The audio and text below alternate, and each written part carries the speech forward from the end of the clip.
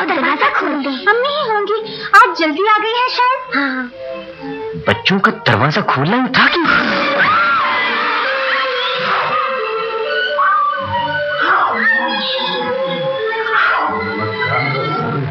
मासूम बच्चों को एक के बाद एक करके हाथ करके भेड़िए का जब पेट भर गया तो उसे सब नींद आने लगी। वो जमाइयां लेता हुआ घर से बाहर निकला। थोड़ी ही दूर पर एक पीपल के दरख्त के नीचे टांग पर टांग रखकर सो गया और खर्राटे भरने लगा।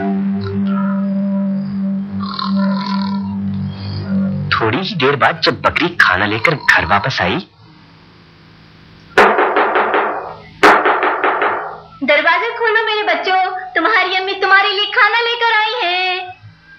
जब अंदर से कोई आवाज ना आई तो बकरी बहुत हैरान हुई। उसने दरवाजे को धक्का जो दिया तो वो खुद ब खुद खुल गया। टिंकू, टिंकू, टिंकू, अरे कहाँ हो तुम सब?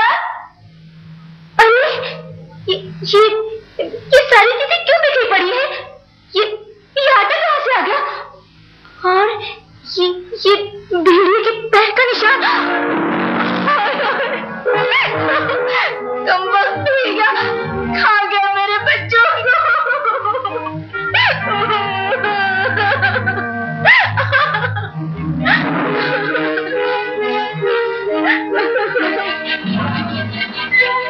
रोते रोते यकायक बकरी ने सोचा, यहाँ बैठकर इस तरह रोने से क्या फायदा?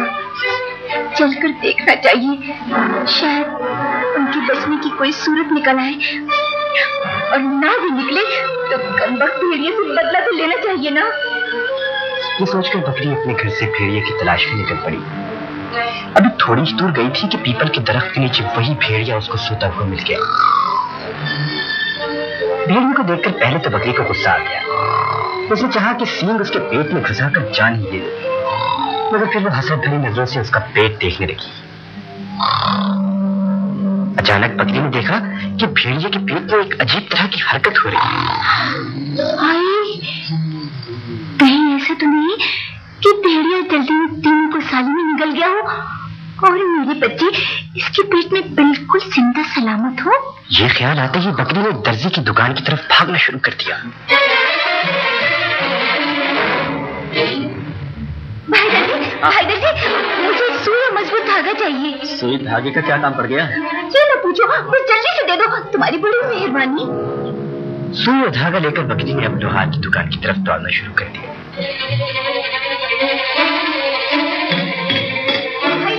भाई लोहार, सुनो, मेरे सींगों को तेज कर दो, बिल्कुल नुकीले बना दो। सींगों का क्या काम पड़ गया बकरी? ये ना पूछो ना, बस जल्दी से तेज कर दो, तुम्हारी बड़ी मेहरबानी।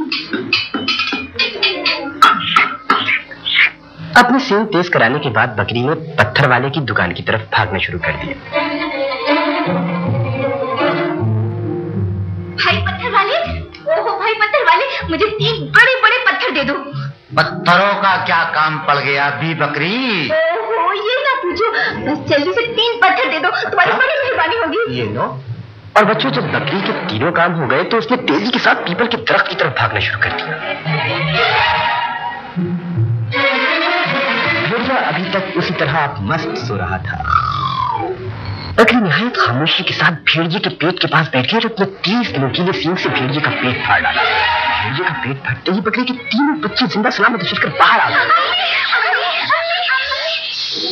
खामोश, भेड़िया उड़ जाएगा तो मैं इसे सजा नहीं दे सकूंगी।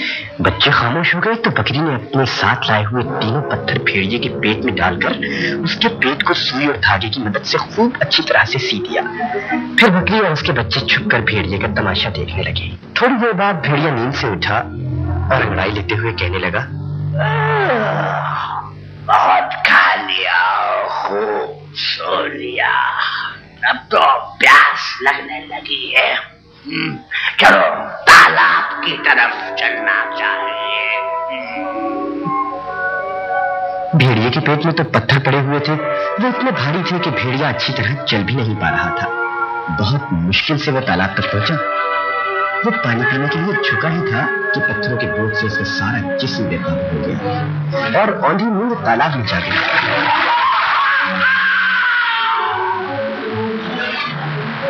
उसने फूल था, भारी करने की कोशिश की, लगा कोई फायदा ही नहीं हुआ और वो डूब कर मर गया।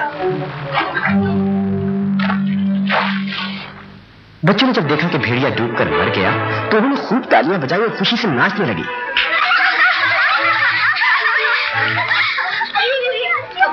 बच्चों चलो घर चले, तुझे तो भूख लग रही होगी। अम्मी आप हमारा कितना ख्याल रखती हैं।